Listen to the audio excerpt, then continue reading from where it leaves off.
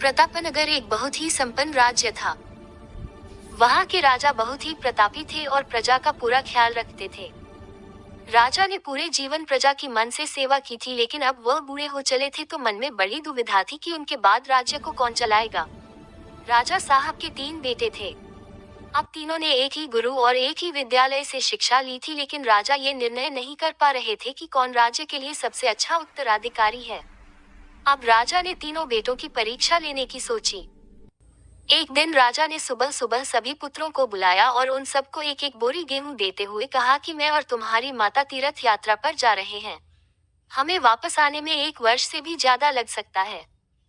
तुम तीनों की ये जिम्मेदारी है कि अपने हिस्से के गेहूं को संभाल के रखना, और जब मैं वापस लौटूं तो तुमको ये गेहूं की बोरी वापस लौटानी है। ऐसा कहकर राजा और रानी तीर्थ यात्रा पर चल दिए।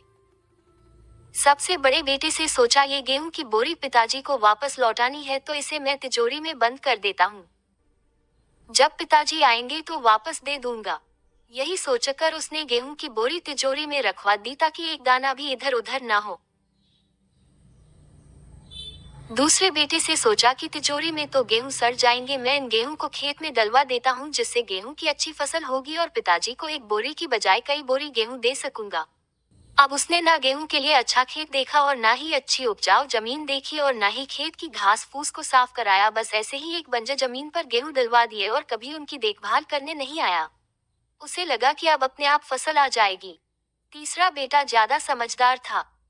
उसने अपने मित्र के साथ मिलकर एक अच्छा खेत देखा जो बहुत उपजाऊ था, फिर उसकी मिट्टी बदलवाए, वहां घास फूस की सफाई कराए और फिर विधि अनुसार गेहूं के दाने खेत में बो दिए। पूरी लगन और मेहनत से खेत की हिफाजत की, समय पर खाद पानी सब कुछ दिया। साल भर बाद पहली फसल आई, उसने फिर से उसे बोया, फिर और अन्न उपजा। खेत खलिहान लहलहाने लगा। राजा यही कोई 3 वर्ष बाद वापस आया। तीनों पुत्रों को देखकर बड़ी प्रसन्नता हुई, साथ ही मन में इच्छा थी ये जानने की कि बेटों ने गेहूं के साथ क्या किया। पहले पुत्र ने जैसे ही तिजोरी खोल के दिखाई, अंदर से बहुत बुरी बदबू आ रही थी, सब कुछ सड़कर राख हो चुका था। पिता ने कहा, ये अन्न है जिससे हम सबका जीवन चलता है और तुम इसकी देखभाल नहीं कर पाए, तुम क्या राज्य संभालोगे। अब दूसरा बेटा पिता को उस जगह पर ले गया जहां उसने गेहूं को डलवाया था। वहां जाकर देखा तो जंगल था, बड़ी बड़ी घास फूस खड़ी थी। गेहूं का तो नामो निशान ही नहीं था। राजा बहुत नाराज हुआ और उसे भी राज्य का उत्तराधिकारी बनाने से मना कर दिया।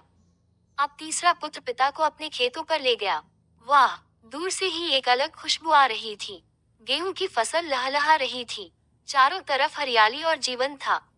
और उस खेत से 50 बोरी से भी ज्यादा गेहूं उत्पन्न हो चुका था और आज भी खेत में फिर से फसल खड़ी थी। राजा का मन देखकर बहुत प्रसन्न हुआ और राजा ने तीसरे बेटे को अपने राज्य का उत्तराधिकारी बनाने का निर्णय लिया। दोस्तों, उस राजा की तरह भगवान ने भी हमें कुछ गेहूं संभाल के रखने को दिए हैं। वो गेहूं है हमारा जीवन, जिसे हम बेकार के कामों में नष्ट कर देते हैं। ईश्वर ने जीवन दिया कि दुनिया का विकास करना, आपने ज्ञान को बढ़ाना और उसे बांटना। लेकिन हम अज्ञानी लोग इस जीवन को सड़ा देते हैं और अंत समय जब ईश्वर पूछता है कि जीवन में क्या किया, तो जवाब होता है शून्य, कुछ नहीं। अपने मन की जमीन को साफ करिए, उसमें जो घास फूस है वो हटाए, मन में जो ईर्ष्या, गुस्सा और व्यसनों को हटाइए और अच्छाई के बीज बोइए। फिर ईश्वर आपसे बेहद खुश होंगे।